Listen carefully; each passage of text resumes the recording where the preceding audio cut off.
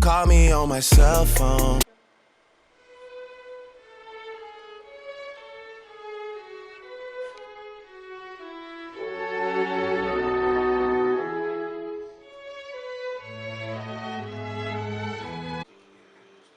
A child said, "What is the grass?" Fetching it to me with full hands.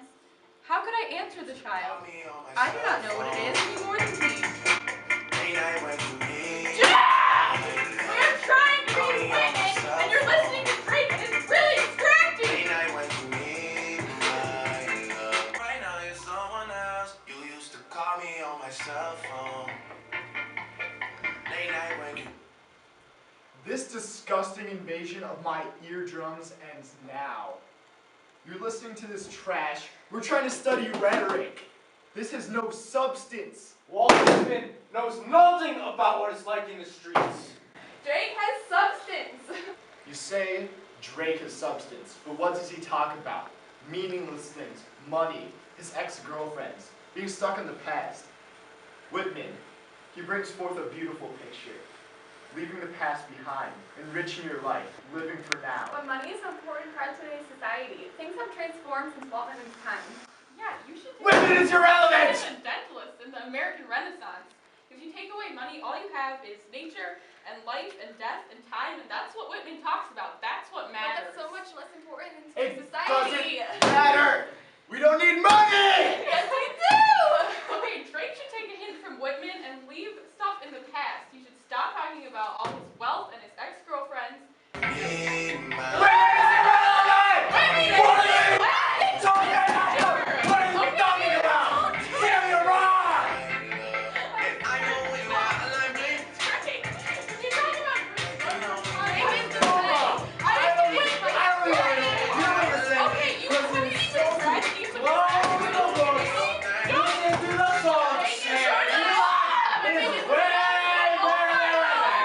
You are so wrong! So wrong! Ralph Waldo Emerson, I can keep going. Those are great literary Drake! figures. Drake and Drake! Cultural icons. Important literary figures, Drake! You're wrong! Let me tell you why you're wrong. Because you're wrong! No, I mean, you're wrong. You're wrong. You're very wrong. I'm ready to take you seriously. Drake is everything. Stop. Okay? You can't compare the two because they are from different time periods, they write in different styles and different mediums, and they're just way too different to compare. But Drake, Neither one is better than the other. Drake is definitely the best though. He speaks to his audience so much. Money, having fun, it's what people like to hear about. Walt Whitman is a classic author who discussed universal truths about life, death, nature, and time. He embodied the ideas of the American Renaissance. It's what people need to hear about. So what you're saying is that they're completely different, both in content and style, but what about their rhetoric? How does that compare? Drake, a successful modern artist, displays an awareness of his rhetorical situation in practically every song. For example, he always has an audience in mind, his fans. He knows they're the ones who propel his career, and he raps accordingly, giving them what they want to hear. That's why he upholds the image of a sensitive, emotional guy. How does he get that image across? Often by centering the subject of his songs around past love and appealing to pathos through a discussion of his own relatable emotions. Like when he says, "You make me feel like I did you wrong," and "Girl, you got me down," and "Hotline Bling." Also, even though he's talking to exes and lamenting over all the ways they hurt him, he keeps a consistently non-accusatory tone to show how caring he is. It's just what people would expect to hear from a guy like Drake. And it works. He also panders to his audience through the use of his details, repetition, and hyperbole. A few key devices he routinely employs in order to emphasize his wealth. Take the entire song "Know Yourself," for example. Drake starts the song off by saying "wallet, wallet, wallet" over and over, and goes on to name-drop expensive brands. And one more time, off one of his earlier mixtapes, he says, "Change these hundreds to be cashier," an obvious hyperbole. He uses exaggeration a lot to show off how much money he has, a sentiment echoed throughout many hip-hop and rap songs. Drake knows his fans like that type of music, so he forms his verses this way to capitalize off of it. That's actually a really smart way to shape your rhetoric if your goal is to make money. Well, other than self-expression, that's definitely Drake's purpose. That's exactly why Whitman is better. His purpose was never to make money.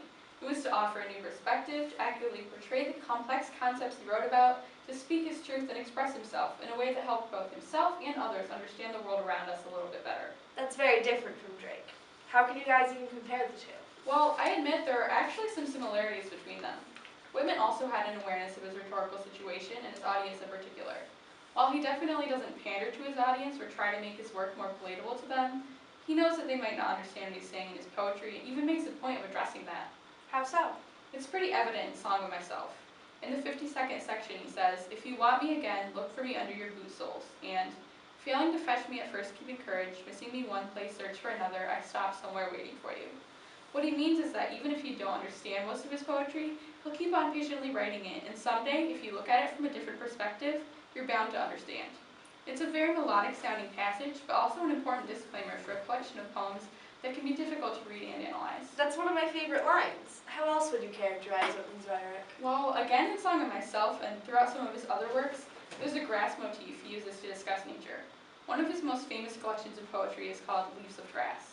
In a similar way, he uses his details and imagery to describe complex abstract ideas, like time, humanity, mortality, nature, etc. He was definitely a transcendentalist. He was even endorsed by Ralph Waldo Emerson. Yeah, he fit pretty well into the American Renaissance era. Agreed. And I think another part of his rhetoric was the amount of anaphora and repetition he used. Drake uses lots of those too. Would that be another similarity? Sort of, but it also highlights their differences. In the 3rd and 31st sections of Song of Myself, he starts a number of lines with the words "you shall" and "the." This reinforces the idea that all of nature is equal by phrasing it in the same format, and even affects the mood of the passage. Though Whitman was known for diverging from typical usage of rhyming meter, the anaphora creates a definite rhythm, which is kind of akin to that of nature. Yeah, sometimes Drake repeats words and phrases to reinforce ideas, but it's usually just to make his song sound cool.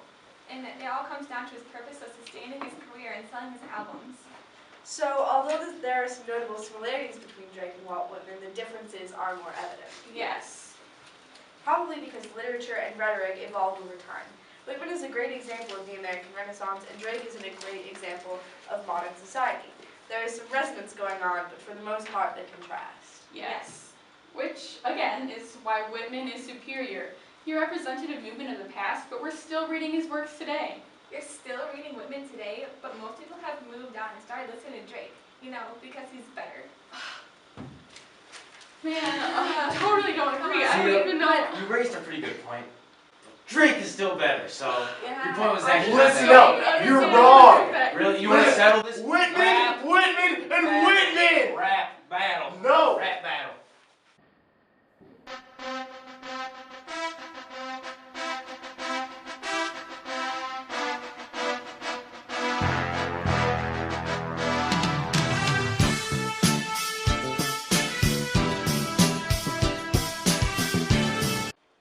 Walt Whitman, your rhetoric is weak. I'ma diss you, just like I dissed me. Well, diss me, you diss yourself. Whatever this dissing might be, we're one and the same. We share a universal connection through nature. Walt, you need to come to a halt. Your rap has hurt my ears so much.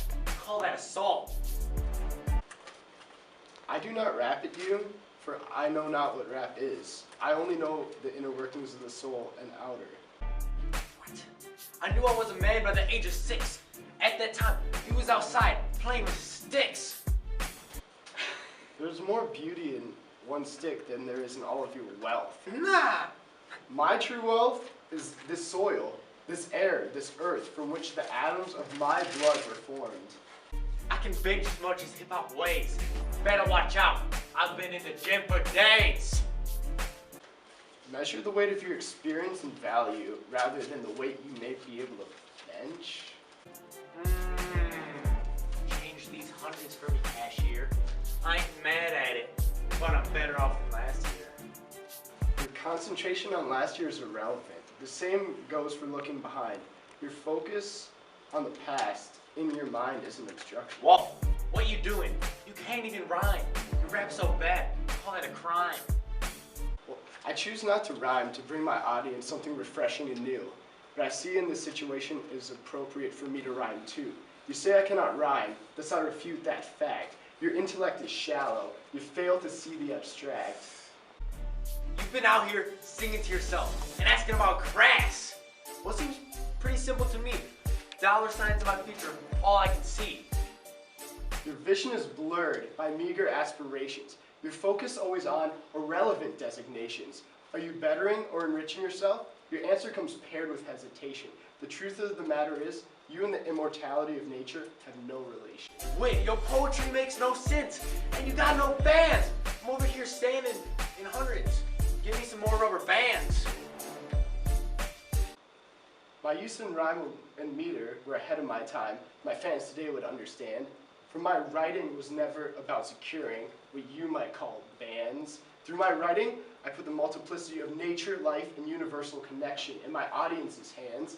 With the resultant of my efforts, nothing greater could anyone demand. When I rap, I make my audience feel. To my audience's pathos, I make my appeal. Ever been to one of my concerts? Heard it's unreal.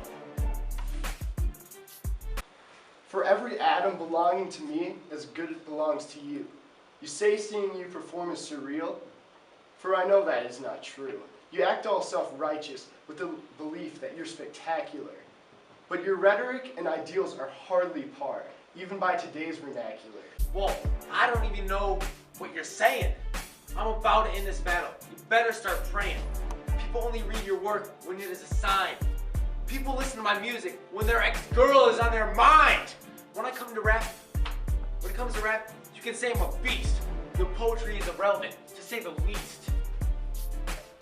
Drake, you sit unsuspectingly upon a throne of lies. Your blindness to the universal truths shall ultimately usher in your demise. Your shallow appeals to pathos are ineffective. Such lies. You're a superficial mold, lacking substance, no matter the fervor of your cries. Drake, listen, I'm normally a humorous, whimsical soul, but your consistent emotional probing leaves me with the guise of a belligerent soul. I once said the smallest sprout shows there is really no death. Sadly, this isn't true. For after the conclusion of my verse, this is a day you will forever rue. I feel great sorrow that our journey is coming to its termination, but there's no denying that the blame is yours for this escalation. Your multiple roast attempts have been atrocious. King of rap, you need abdication. The way my poetry has overwhelmed your raps, it's more than a roast, it's your cremation.